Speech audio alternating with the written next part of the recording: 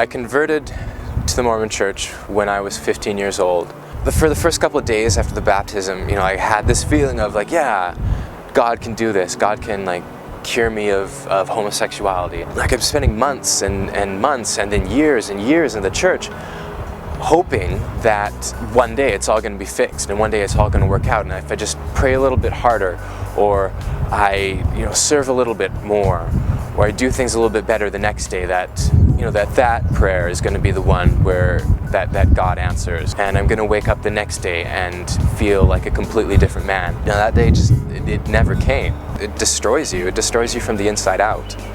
I kind of internalized all the lessons that they teach you about, if something's not working out, that it's a problem with you, because God is perfect and His authority and His Spirit, just kind of extends through the church. So clearly, if there was a problem and things weren't working out, there was a problem with me. It felt like everything was falling apart around me because my life wasn't syncing up. They're like, this is, the only way you're going to get into heaven is if you're married and sealed in the temple to a woman. It's like you're a member of the church, and the church hates homosexuality, and so you hate homosexuality.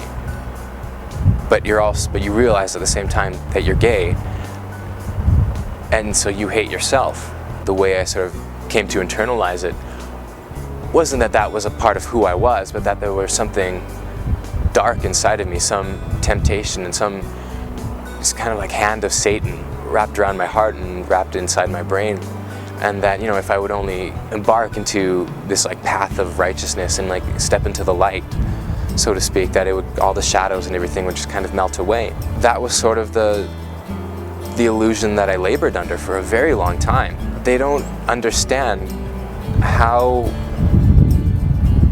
hurtful and how damaging and poisonous it is to a person to hear from these people that that you love and that you trust suddenly get up there in front of a microphone and say things like that it's an abomination, and that it's evil in the sight of God, and that it's satanic. And to learn and to be taught that homosexuality is something to be afraid of or something to hate, all that really does is just, it gives license for these people to be afraid of people like me. I had my moment that I always wanted, where I wake up one day and everything is different. Only it was completely the opposite. I woke up one day and I realized, no, I'm never going to change.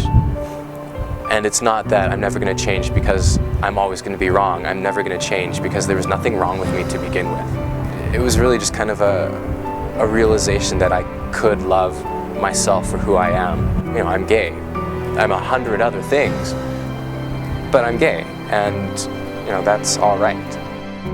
I unlock the door and I go inside, and my mom's watching TV on her bed, and I jump up beside her, and she's like, "Braden, is everything okay?" And I look at her and I'm just like, "Mom, I don't think I want to be Mormon anymore." She hugs me and she tells me, "Braden, I am so proud of you right now. I'm happy now that you are being true to who you are." Just in my mind, there was no doubt that was one of the best decisions I've ever made in my life. I'm happy with who I am now, and I'm happier now than I've ever been in my life. And it's because I am who I am, and I'm proud of who I am. I'm proud of the journey that I've taken, and I'm happy that I don't have to fake who I am for anyone anymore. My name is Braden Yamamoto. I'm proud of who I am, I'm happy, I'm gay, and I am an ex-Mormon.